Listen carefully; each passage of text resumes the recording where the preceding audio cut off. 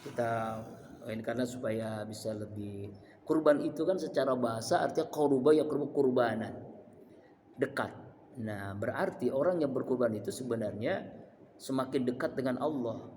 Dekat dengan Allah itu artinya dekat dengan hidayah petunjuk Allah, dekat dengan rahmat kasih sayang Allah, dekat dengan inayah pertolongan Allah, dekat dengan magfirah ampunan Allah, dekat dengan ridho Allah, dan dekat dengan surganya Allah. Itulah kurban. Jadi semakin tahun dia berkurban, maka harusnya dia semakin menjadi hamba Allah yang semakin dekat dengan Allah. Nah, kurban itu sebutan binatang disembeli dengan niat, cara, tempat, waktu yang ditentukan, yaitu selesai sholat hari raya Idul Adha sampai menjelang maghrib di hari tasyrik tanggal 13 bulan Zulhijjah. Ya, itu makna secara istilah. Istilah kurban itu dalam Quran banyak sekali. Ada kata-katanya kurban, ada udhiyah, ada hadiyu, ada zabah, ada nahar dalam surah Al-Kautsar. Inna a'tainakal kautsar fasholli lirabbika wanhar. Fasholli lirabbika wanhar. Wanhar juga sama artinya kurban. Nah, ini istilah-istilah saja, jadi hampir sama. Intinya adalah kurban. Kurban ini dasar hukumnya pertama surah As-Saffat ini kan 102 sampai 110. Kemudian juga dalam surah Al-Kautsar yang tadi dalam sholat kita subuh itu sengaja saya baca surah Al-Kautsar, ya, surah yang terpendek tapi maknanya luar biasa. Inna a'tayna kal kautsar. Sesungguhnya kami memberikan kepadamu ya Allah Al-Kautsar. Kautsar ini ada dua maknanya. Pertama kenikmatan yang banyak, yang kedua telaga di surga, telaga Kautsar. Bagaimana cara untuk mendapatkan nikmat yang banyak dan mendapatkan telaga di surga? Fasholli, salatlah, lirabbika karena Allah, wanhar dan berkurbanlah. Sama dengan zakat, Allah selalu menyandingkan kalimat zakat dengan sholat. Aqimus sholah wa atuz zakah. Yuqimus sholah yuqimus zakah. Nah, kurban juga selalu dikaitkan dengan sholat. Kenapa? Karena memang ini untuk menunjukkan bukti bahwasanya dalam Islam ini orang yang bertakwa itu orang yang soleh ritual dan soleh sosial. Soleh ritualnya dibuktikan dengan sholat, soleh sosialnya dibuktikan dengan kurban, dengan zakat dan seterusnya. Makanya selalu disandingkan tuh fasholli lirabbika wanhar. Kemudian dalam surah Al-Hajj juga dijelaskan itu tentang binatang kurban, ya, dan dalam hadis Rasulullah banyak sekali bagaimana Rasulullah ini berkurban, ya. Sebagaimana hadis dalam riwayat Anas bin Malik radhiyallahu an, Rasulullah bersabda, Bukhari Muslim, doha Rasulullah salam bikabasain ahlain akranain. Rasulullah itu kalau kurban itu dengan 2 ekor kambing kibas putih, maksudnya domba kibas putih yang telah tumbuh tanduknya. Lalu Anas berkata, aku melihat Rasulullah itu menyembelih 2 ekor kambing tadi dengan tangan beliau sendiri. Kemudian beliau menginjak kakinya di pangkal leher itu. Beliau membaca bismillah dan takbir. Kenapa? Tangan sendiri. Bang Pardan udah ya? Udah ya? Nggak berani. Nggak jadi. Sampai kumpul ya lagi. Padahal tajamnya luar biasa ya. Murabi almarhum tuh itu dari Jerman. Itu nempel aja cuma jadi nggak perlu tenaga banget gitu. Nempel gitu kita digini-giniin aja langsung bisa. Itu sapi apalagi kambing. Saking tajamnya itu dapat hadiah. Ya. Pasti tetap harus itu. Punya saya itu mau pasti begini Iya. Tapi waktu menyembah ya pasti gitu. Tenaga juga ya. Iya. Iya maksudnya nggak terlalu, kalau yang kudul kan yang tumpul kan. Iya. Emang sunnahnya memang. Ya nggak menyakiti supaya nggak menyakiti. Lalu hukum kurban nih ulama berbeda pendapat. Dan pastikan juga makanya kenapa kita pastikan yang nyembelih itu orang yang sholat. Kalau kita yang nyembelih itu jaga, Anda yakin si jaga itu sholatnya tertib? Nah betul. Iya Pak. Iya. Kenapa kita sedikit? Mungkin nggak apa-apa kalau misalnya orang tahu, tapi orang itu orang yang memang benar-benar kita tahu dia orang yang soleh. Orang soleh lah ya. Jadi sekarang ada namanya Juleha. Apa itu? Juru sembelih. Oh, juleha, Mereka juru itu sembelih jadi, halal. kemudian mereka punya komunitas yang Mm-mm. menjaga Cuman sholat. kalau pas Idul Kurban kita semuanya nyebel ya. Iya. Masih kurang. Juleha, juru Kita sembelih halal. 5. Iya, Kita punya. iya. INBN punya. Iya, iya, iya. Ayam. Iyalah itu. Kadang-kadang kan juga apa namanya ya, nggak jelas halalnya Ini nanti apa kan. kalau saya sembelih. Selama saya puasa sembelih. Masya Allah, luar biasa. Nah, hukum kurban ini ulama berbeda pendapat. Ada 3. Pertama, fardu ain, wajib bagi setiap muslim. Yang kedua, sunnah muakkad. Artinya sunnah muakkad itu sunnah yang mendekati wajib. Ya nggak sampai wajib, tapi sunnah yang sangat-sangat ditekankan. Yang ketiga, fardu kifayah. Fardu kifayah ini artinya kalau setiap RT misalnya nggak ada yang kurban, maka satu RT itu semuanya dosa tuh. Seperti sholat jenazah. Siapa pendapat yang mengatakan wajib ain? Ini menurut Imam Abu Hanifah atau mazhab Hanafi. Ya, berdasarkan hadis man wajada sa'atan lam tudahi la taqrabana musallana. Siapa orang memiliki keluasan rezeki, ya, lalu dia tidak mau berkurban, maka jangan mendekati musola kami. Jangan dekat-dekat dengan masjid, jangan dekat-dekat untuk sholat gitu. Artinya saking penting-pentingnya berkurban. Iya, mampu. Orang tiket sepak bola Argentina Indonesia 4 juta mampu. Masa cuma kurban yang 3,5 misalnya kan, ya kan, itu kambing 3,5 ya, atau 3 juta lah. Itu sudah bagus kan, 3 juta aja. Masa nggak mampu kan? Ya. Nah, ini berarti ada masalah gitu kan, dan keimanannya.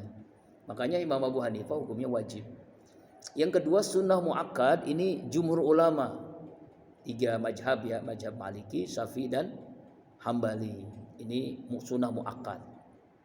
Yang ketiga, fardu kifayah. Fardu kifayah ini sebagian muridnya Imam Syafi'i. Jadi bukan Imam Syafi'inya, muridnya Imam Syafi'i mengatakan fardu kifayah. Imam Syafi'i sendiri sunnah muakkad, tapi muridnya mengatakan fardu kifayah. Ya. Kenapa? Karena memang saking pentingnya juga, tidak sampai fardu ain tapi fardu kifayah seperti sholat jenazah tadi. Nah, ini ulama berbeda pendapat, tapi bagian daripada ini adalah intinya kurban itu kan agar kita semakin dekat tadi dengan Allah. Lalu syarat-syarat kurban, pertama syarat keyakinan. Nah, tadi disampaikan ya, syarat keyakinan ini artinya yang sah orang yang berkurban dan orang yang menyembelih kurban harus Islam. Tidak sah hewan kurban itu dari orang kafir, atau yang menyembelihnya itu dari orang kafir, itu tidak sah, harus Islam. Ya, apalagi kalau dia melaksanakan sholat, ya zakat, puasa, haji, artinya memang dia benar-benar muslim yang taat. Lagi ya. Jadi kalau ada misalnya nanti maaf misalnya ada yang ngasih sapi besar, tapi yang ngasih ini bukan orang Islam. Kalau dia kurban itu tidak sah. Kalau kurban. Tapi kalau hadiah boleh. Kalau dia ngasih kan hadiah. Bukan sedekah, Bang. Hadiah. Karena Rasulullah menerima hadiah. Seperti Rasulullah tuh menerima hadiah seorang budak namanya Maria Al-Qibtiyah. Bahkan dijadikan istri oleh Rasulullah. Makanya saking senangnya itu yang memberikan hadiah masuk Islam. Makanya kapan kita dikasih hadiah? Ya Bang ya. Farhan dikasih nih ya hadiah wanita, tapi lalu senang diterima, langsung dinikahi, orang tadi masuk Islam. Gimana Bang? Syarat keyakinan. Yang kedua syarat niat. Nah, syarat niat ini bukan hanya kurban ya, artinya semua ibadah pun mesti memang karena Allah, lillahi ta'ala. Makanya doanya itu kan Allahumma minka walaka, ya Allah kurban ini darimu dan untukmu.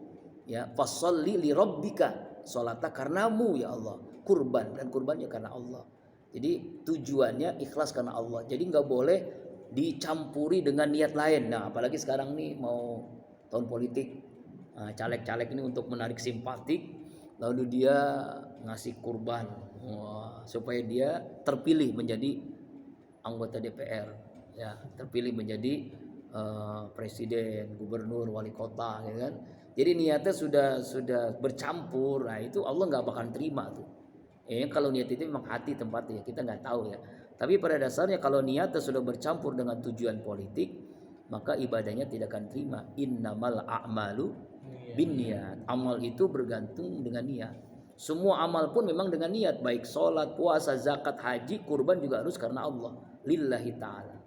Kemudian syarat yang ketiga, syarat binatangnya. Binatangnya sudah ditentukan, yaitu onta, sapi, kambing atau domba. Dan tidak bisa ditambah dengan binatang-binatang lain. Ayam misalnya, soang, apa bebek nggak boleh. Ayam lebih mahal 100 ekor. Nggak boleh, nggak bisa. Bahkan 100 ekor itu 100 kilo. 100 kilo. Ya kan? Harganya? Karkasnya 80 kilo. Satu kambing itu karkasnya paling besar, paling tinggi. Iya. Paling depan 12 sampai 13 kilo. Iya.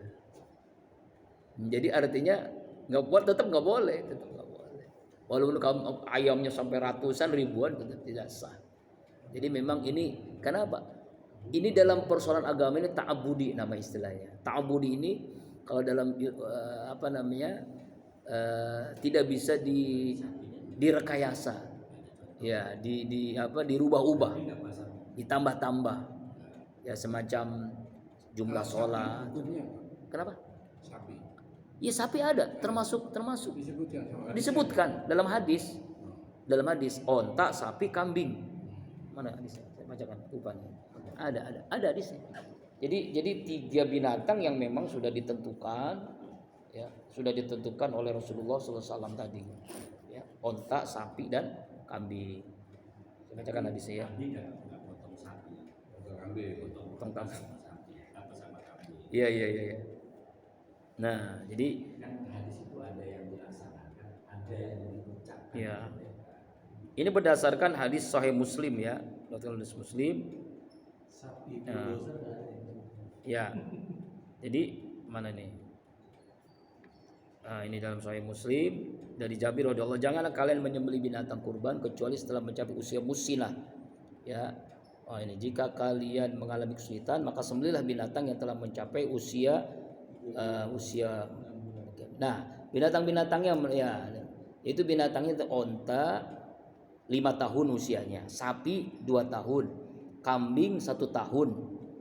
Ulama Maliki membolehkan kambing yang telah berumur 6 bulan asal gemuk dan sehat.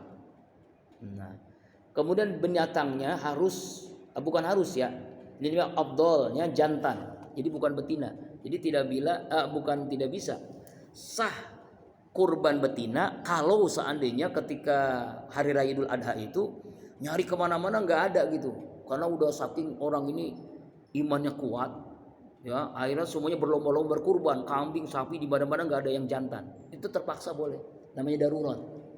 Nah, yang betina. Tapi kalau masih ada yang jantan ya utamakan yang jantan.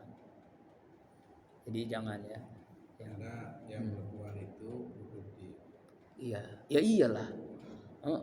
Alasannya begitu, karena itu kalau yang betina juga disembelih habis. bisa kawin beberapa. Jantannya bisa bikin satu torpedo. Itu yang pas lagi nyembelih, itu yang direbutin ya. Gitu. Wallahu akbar. Habis disembelih itu orang pada berebut itu, nggak tahu itu buat apa. Buat Bang Padan. Ya enak emang. Ya asal. Kemudian syarat binatangnya tidak boleh cacat. Cacat yang dimaksud adalah dalam riwayat Ali bin Abi Thalib, yaitu hewan yang sakit jelas, sakitnya nyata, buta, pincang, tulang rusuknya patah, lumpuh, kurus, kemudian telinganya terpotong. Contohnya kemarin tuh saya baru lihat di TV pas lagi nonton acara berita itu di TV One, ada seorang yang membawa binatang banyak untuk kurban untuk dijual, itu tabrakan, kecelakaan. Itu banyak binatangnya tuh orang, ya kan? Di jalan mana tuh di Ngawi kalau nggak salah, di Ngawi dia kecelakaan tunggal, bannya pecah. Itu banyak kambing-kambing yang ada yang patah, ada yang iyalah, jangankan itu, yang bawa kendaraan aja luka-luka. Ya artinya kalau misalnya itu untuk kurban udah nggak sah. Karena sudah cacat, sudah patah, sudah. Kalau kita niat berkorban ya kita beli kambing. membeli kambing. Kan biasanya belinya pada tidak pada hari hanya Hari H-nya ya. mungkin 1-2 hari. Hmm. Sudah di dalam Jalanan. bukan sudah nyampe. Iya. Tapi kambingnya itu sama yang jaga kan nggak ngerti. Iya. Dikasih makan, makannya yang menyebabkan dia kembung. Nah itu gimana? Kembung. Kembung. Oh. Dan harus disembelih malam itu juga, kalau nggak mati. Masya Allah. Ada kejadian di tempat saya. Iya. Iya, jadi Salah ngasih makan. besoknya itu korban malam gini kambingnya udah mengeluarkan buih karena Waduh. makan daun itu. Iya. Salah ngasih makan itu. Oh yang kayak tiba-tiba patah kaki dari langsung disembelih aja kayak paling jadi jatuhnya hadiah ya. Iya, sebenarnya sah aja ya, tapi apa menurut ilmu ini fikih ya nggak sah ya. Ya kan kalau kurban itu harus yang terbaik. Yang terbaik. Waktu dia beli kan dia nawaitunya mendapatkan harga kambing 6 juta yang paling Iya, mahal. yang paling mahal kali kan ya. Udah, yang paling gemuk paling mahal. Oh itu yang salah, itu yang punya itu iya. Itu terjadi tuh. Ya Allah. Makanya yang jaga ini benar-benar harus benar-benar di. Tapi kalau kan biasanya kan ada surat ada dari departemen apa itu bahwa ini binatang layak untuk dikurbankan. Itu surat bukti bahwa saya binatang layak. Kalau layak berarti sah gitu aja. Surat dari departemen Depkes itu ya bahwa binatang ini memang iya benar. Juga begitu nyampe di lokasi. Iya ya. Harus tahu. Harus tahu juga memang ya. Kadang-kadang kan ada yang bohongin juga suratnya ya. Mahal-mahal sampai Iya. 24 juta. Iya. 6 juta sampai 9 juta atau berbuih. Iya. Terus juga ada yang sapi makan sampah tuh ya Allah, saya lihat ya sapi makan sampah. Oh iya di India. Astagfirullahaladzim. Plastik. Iya makan plastik, makan sampah. Jadi di tempat-tempat sampah itu juga bukan ya gimana mau layak dikonsumsi itu. Sama tadi ada sapi yang Iya, perjanjiannya kan nggak boleh iya. impor sapi dari India. Karena itu ya. Ternyata dilakukan ini di eranya Pak Jokowi sekali. Pak Jokowi ya. Wah itu banyak peternak sapi kolaps. Masa. Karena harga sapi di India murah. Oh. Orang sana nggak dipelihara. Oh iya kan dia termasuk binatang yang dianin kan ya? Nggak dilepas sama dia. Oh dilepas gitu. Di pas perbatasan Pakistan India itu di sebelah maksudnya nggak lepas. Iya. Ayo, kemudian yang berikutnya syarat tempat penyembelihan itu syaratnya adalah di tanah lapang atau tempat sholat id setelah hari raya Idul Adha. Kenapa? Karena memang agar semua jamaah yang sholat id itu bisa menyaksikan, ya, bisa menyaksikan pelaksanaan kurban karena bagian daripada syiar. Kemudian dari segi waktunya wajib selesai sholat id. Tidak sah kurban itu sebelum sholat.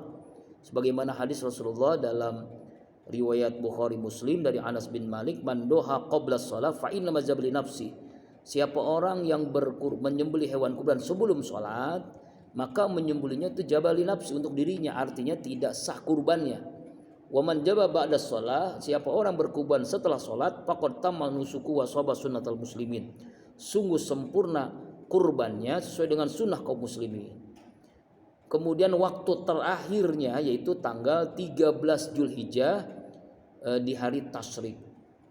Nah, ini jadi masalah ini sekarang kembali di negeri kita ini terjadi perbedaan, ya. Hari Idnya kalau Muhammadiyah hari Rabu. Kemudian menurut sidang isbat Kementerian Agama hari Kamis. Ya, 29. Ya kan? Berarti kan hari Tasyknya beda, bukan hari Tasik ya, dari mulai dari tanggal 1-nya berbeda, seterusnya kan berbeda. Tapi wukuf di Arafahnya kapan? Wukuf hari Arafahnya itu hari Selasa. Ya, berarti Rabu bener dong. Iya. Hari Rabu benar menurut Imam Malik, Imam Hambali dan Imam Hanafi. Hanya Imam Syafi'i yang mengatakan bahwasanya sesuai dengan negeri masing-masing. Imam Syafi'i ya. Jadi artinya istihadnya Muhammadiyah benar, istihadnya istihadnya NU, istihadnya Kementerian Agama benar. Jadi nggak ada yang salah sebenarnya. Jadi bagaimana caranya Kan ini bingung kita. Gini aja, kita ikut sholat idnya apa? Hari apa? Kalau kita sholat hari Kamis berarti pelaksanaan kurbannya setelah sholat id dan puasa Arafahnya hari Rebo. Tapi kalau kita sholat jangan misalnya jangan aneh begini, kita sholatnya hari Kamis ya, kemudian kurbannya hari Rabu, jangan. Ya kita ikut aja mau yang mana gitu ya, karena ini Indonesia ini unik, ini dua-duanya ada. Kalau misalnya Pak, Iya ya. puasanya Selasa kan. Iya, hari ya. Tapi sholatnya Kamis aja ikutin pemerintah. Justru kita mau yang mana ikutnya? Kalau ikut pemerintah ya puasanya Rabu. Sampai Rabu. Lah iya Rabu puasanya. Saya start dari Betul. Boleh, kan bahkan jangan hari Senin, dari tanggal 1 sunnah. Iya, tanggal 1. Dari tanggal 1 sunnah. Jadi 9 hari itu sunnah. Kan tanggal 1-nya Arab tanggal 1 Senin. Iya. Kita Selasa. Jadi dari tanggal 1 kita sudah sunnah puasa. Iya. Jadi kalau mengenai paling utama palingan puasanya memang tanggal 9 ya. Ya sebagaimana hadis. Yang jelas ada tuntunan. Iya, artinya ada tuntunannya. Ini kan kita udah biasa khilafi. Tuntunan apa ada? Iya, jadi gini, kalau Iya. lihat penjelasan ini, Iya iya. Azril NU dan Muhammadiyah, Iya, gimana? masih ada juga berbeda pandangan. Oh, gitu? Soal tujuh, Heeh. ya kan? Iya. Soal tujuh, sapi itu untuk 7 orang. Oh, ini jumlah-jumlah. Oh, bukan perbedaan itu yang Banyak, apa? perbedaan itu banyak. Oh, iya iya. Iya iya. Ini kan dipersoalkan, Heeh. apakah